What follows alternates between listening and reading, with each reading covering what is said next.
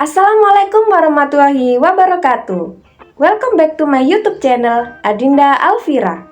Di video kali ini adalah edukasi hukum episode 6 by Adinda Alfira.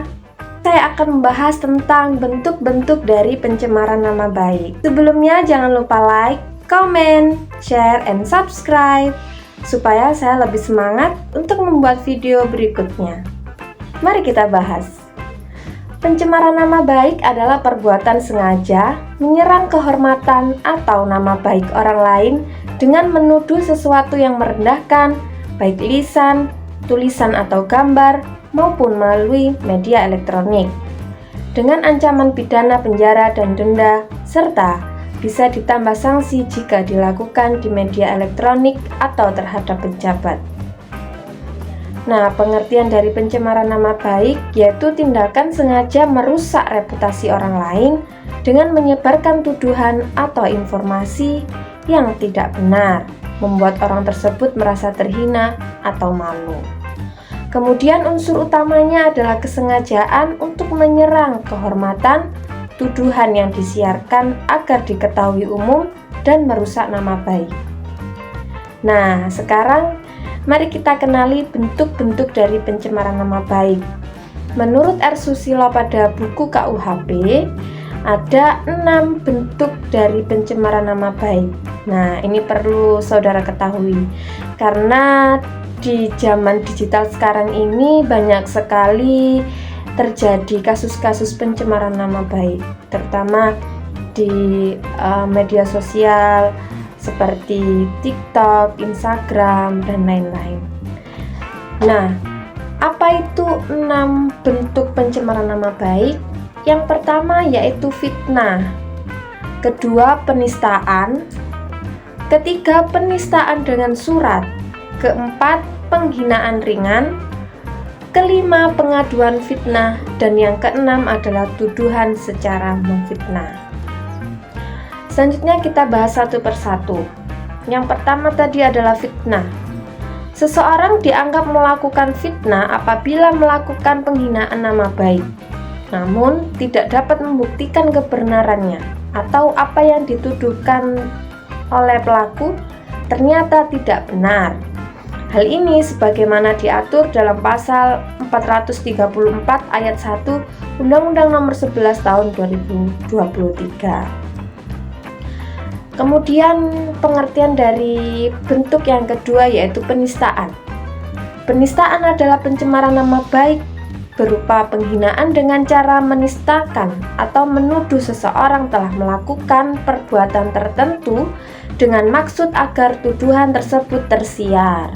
Namun, tuduhan itu tidak harus perbuatan pidana. Dapat juga suatu bentuk perbuatan yang memalukan. Dasar hukumnya terdapat pada pasal 156 KUH pidana. Kemudian yang ketiga yaitu penistaan dengan surat. Penistaan ini dilakukan melalui media gambar, surat, atau dibuat secara tertulis. Dasar hukumnya terdapat pada pasal 310 ayat 2 KUH pidana. Kemudian yang keempat yaitu penghinaan ringan. Nah, penghinaan ringan dapat diartikan berupa ujaran makian yang bersifat menghina. Selain itu, penghinaan ringan dapat berupa perbuatan, misalnya meludahi wajah, memegang kepala, atau perbuatan penganiayaan yang sifatnya ringan. Dasar hukumnya terdapat dalam pasal 353 dan pasal 356 KUH pidana. Kemudian yang kelima, pengaduan fitnah. Perbuatan ini dapat diartikan sebagai pemberitahuan palsu kepada penguasa terkait seseorang yang menyebabkan kehormatan atau nama baiknya terserang. Dasar hukumnya terdapat dalam pasal 311 ayat 1 KUH pidana. Dan yang terakhir yaitu tuduhan secara memfitnah. Bentuk terakhir adalah tuduhan secara memfitnah, artinya orang yang dengan sengaja melakukan perbuatan yang menyebabkan orang lain terlibat dalam suatu tindak pidana secara tidak benar. Contohnya, menaruh barang hasil kejahatan secara diam-diam ke dalam rumah orang lain agar orang tersebut dituduh. Dasar hukumnya terdapat dalam pasal 311 KUH Pidana. Nah, hukum pencemaran nama baik. Pelaku perbuatan pencemaran nama baik melalui media sosial dapat dijerat dalam UU ITE. Pasal ini menyatakan bahwa setiap orang dilarang dengan sengaja dan tanpa hak mendistribusikan dan atau dapat diaksesnya informasi elektronik dan atau dokumen elektronik yang memiliki muatan penghinaan dan atau penghinaan nama baik. Pasal di atas mengacu pada ketentuan penghinaan nama baik dan atau fitnah sebagaimana diatur dalam KUHP.